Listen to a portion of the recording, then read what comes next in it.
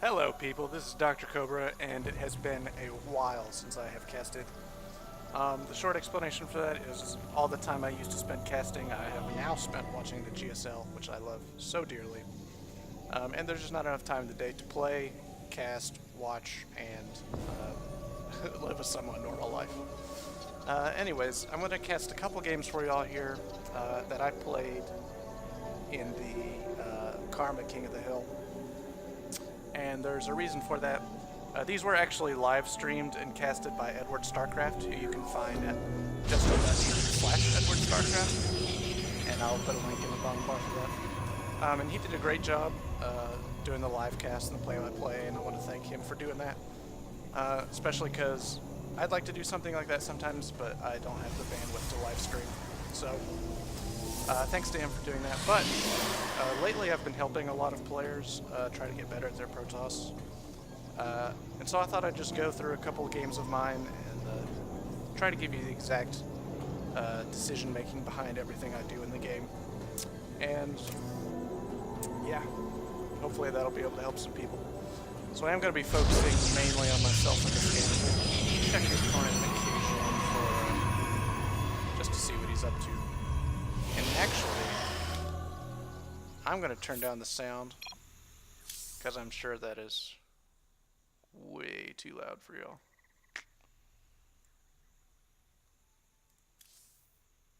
Alright, hopefully you heard everything I said there in the beginning. If not, then it's okay. Okay, so this is Protoss versus Zerg, and of course I, DrKobra, am Protoss, and my opponent is Tapocol. That is at least what I'm going to, how I choose to pronounce his name.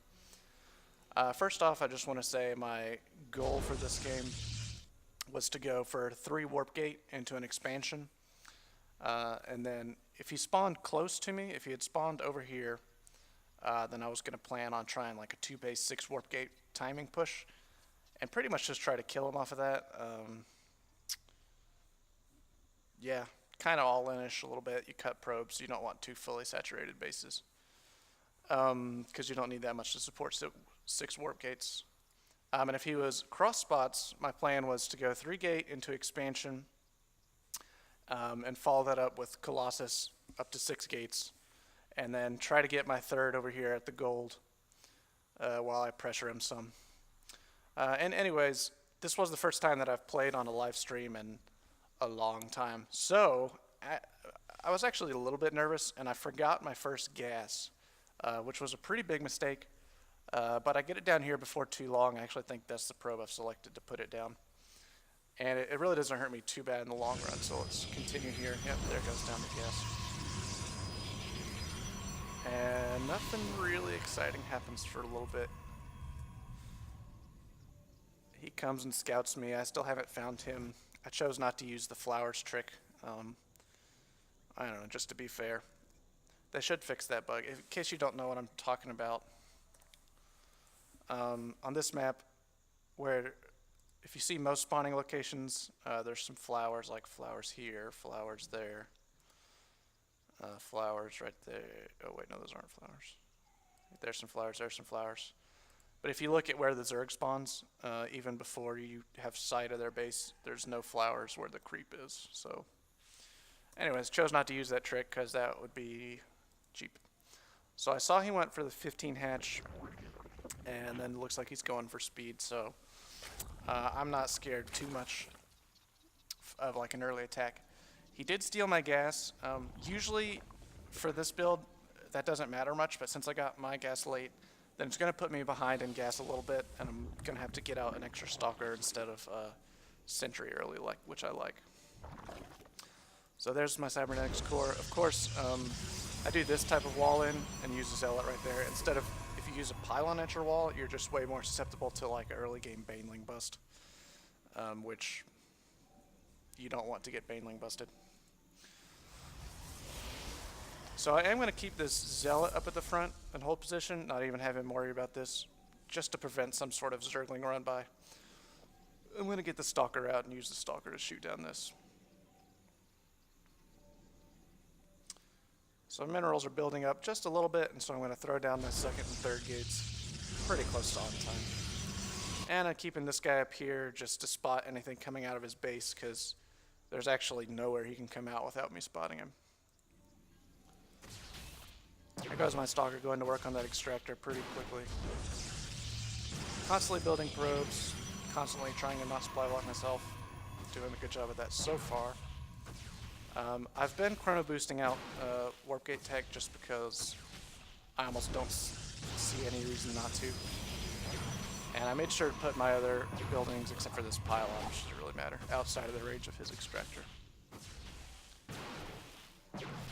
So here comes the second stalker. Usually I like to make Zealot Stalker Sentry right away, just in case they try Baneling Bust or Roach or anything. Force fields are so important in this matchup.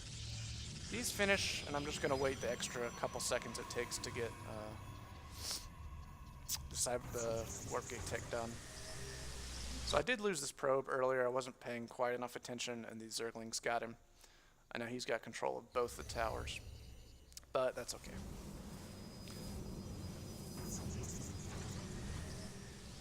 Alright, so I do have enough money for my Nexus, and I'm about to throw it down here, but I'm also going to move out with my units, and I do this for a couple reasons. I like to 3-gate pressure into expansion, and there's a couple reasons. Let's take a look at the game right now, how it stands. I have 3 more harvesters than him, which is kind of a mistake. He just, I don't know, needs to work on his droning some, I guess. He is getting up 4 more. I think maybe these 2 spine crawlers early might have been a little bit of a mistake. And he's supply blocked, so that probably isn't helping him. And he probably didn't need those 2 gases that early. But anyways, regardless. He only has 4 Zerglings out on the map, which is pretty common to see from good Zerg players.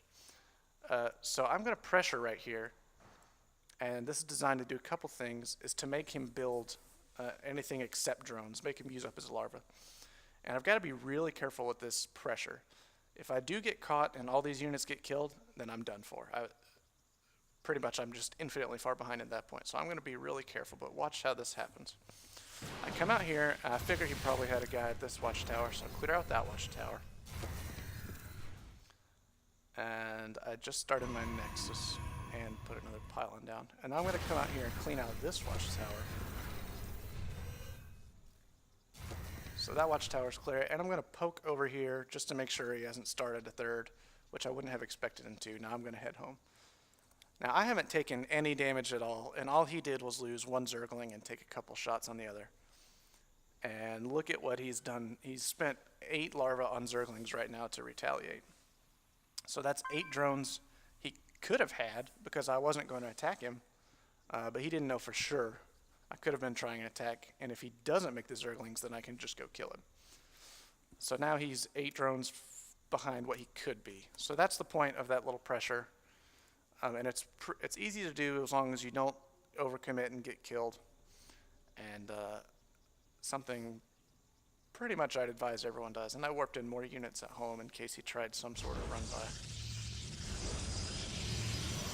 Okay, now I'm starting Hallucination, and I've really started to put Hallucination into my play almost every game, actually, unless I go for some super quick robotics build, especially because they decrease the research time on it, and it comes out really quick, especially with a couple chrono boosts, and I always have those sentries out early anyways, so it just gives me that extra scouting information. Transferring probes, that's quite a few to transfer. Might have been a tiny bit too much, but I don't know, I think it'll be alright. So now my plan that I'm on 2 base, and I realize he's across the map, is I'm going to go get Hallucination out, which I just did. Scout with this guy, and my plan is to go up to 6 gates and Colossus. I don't know why I couldn't think of that. So first thing I want to check is if he's getting out of 3rd base. No, he doesn't have the gold, at least yet. And so then I'm going to go try to check his tech. See, he hasn't hidden anything over here. And I find this Hydra Den, which is probably the most important thing about this scout. So now I'm pretty confident. He hasn't taken a 3rd yet, which he probably should have at this point. So I'm going to go for my Colossus and pressure him, try to do a good bit of damage. If we take a look at the harvesters, I'm up in harvesters, and part of that is because Tapocol is, I think he's only a platinum player, so he's not the best at droning, but imagine if he had those 8 extra drones he could have had earlier, he'd be in the lead right now. So, just something to think about. And now he has all these Zerglings that he built earlier that really aren't doing anything for him. He can't attack with those, he'll just lose them all.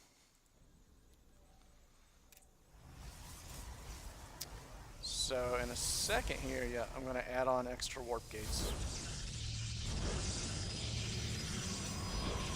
And I'm up to 6, well, once that's finished, I'll be up to 6 warp gates. And pretty soon after this finishes, I'm going to get up my robotics bay. Yeah, there it is. So I'm doing a pretty good job of keeping my money down. I guess a little bit high, but it's not going to be high once I start producing robotics bay, or once I start producing Colossus.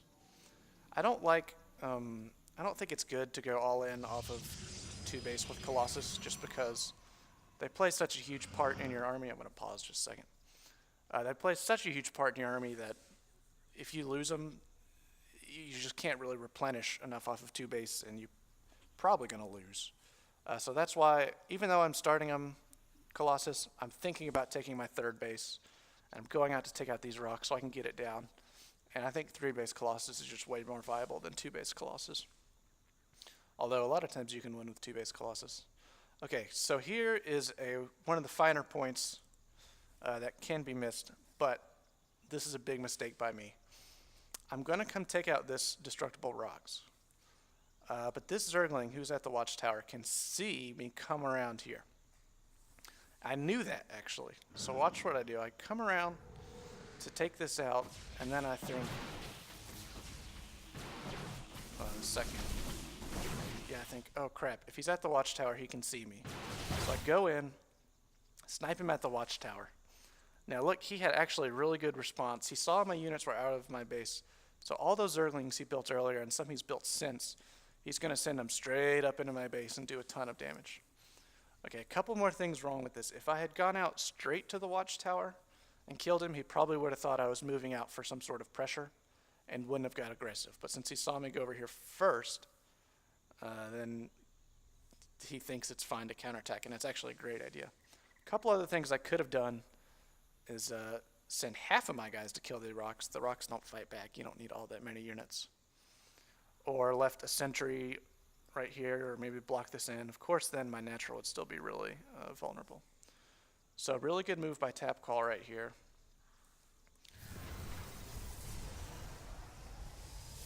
He runs up into my base.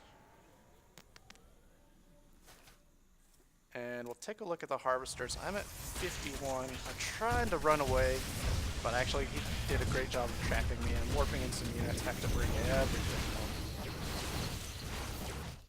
home. So at this point, he's going to lose these units because he's committed them all the way into my base, and I'm got him trapped in.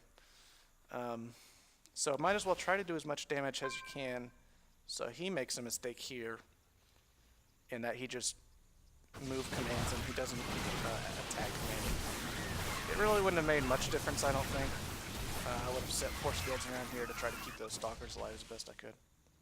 So anyways, he took out 20 probes, which is a great deal, but it's not, his droning and expanding was not all that great, so it's something I still can come back from pretty easily.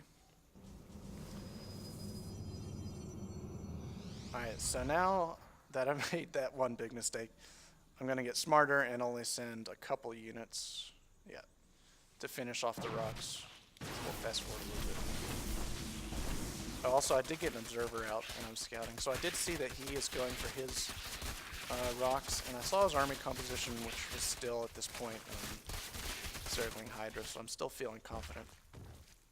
I didn't see that he was getting Corruptors and Mutas out, but oh, maybe I did see him just a second, but I didn't pay enough attention.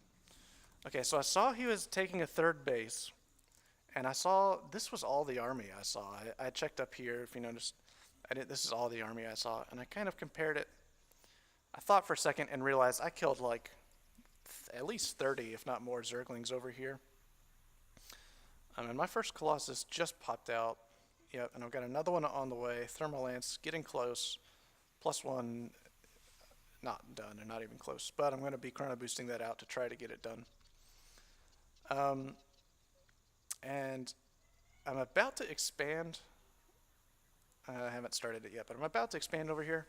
And usually it's not a good idea to try to kill your opponent with an attack right as soon as you expand.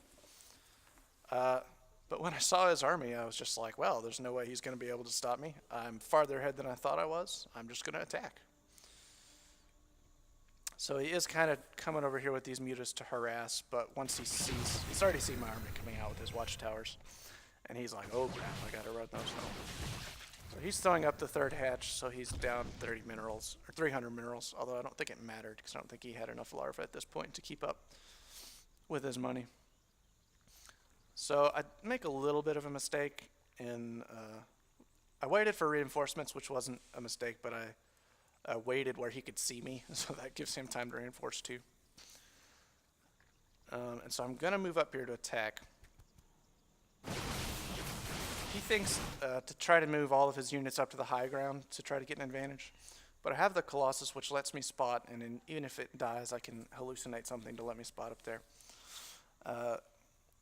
So here's what I do right here. I see him going up there, and I pull back because of what I want to do right here. I pull back to get him to bring his Hydras forward so I can force field him in.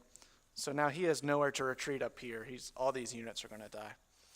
And he comes running in with his Zerglings. I made a little mistake of not putting all of my Zealots in front. But if you look, I have so many sentries in here. Well, it's not a ton, but it's enough because they all have high energy. That I can make a force field wall up here. So only a couple units are getting hit. While my ranged units can do a ton of damage. His Hydras are pretty much all going down. He did come in with these Corruptors, so he's probably going to be able to kill this Colossus if he wants.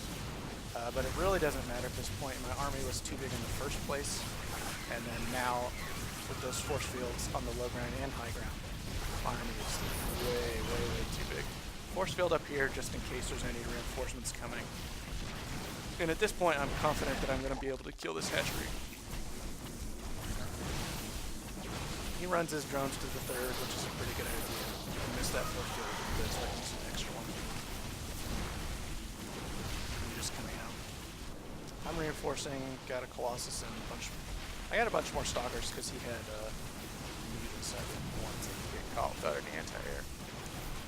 So I take down the hatch and I see him trying to reinforce, but there's obviously no way he can. So I move up into his main, and that's the game. Okay, I hope you guys enjoyed that a little bit. Hopefully it made you understood my decision making, and maybe it'll help you guys. So I am now king. Let's see what happens next game.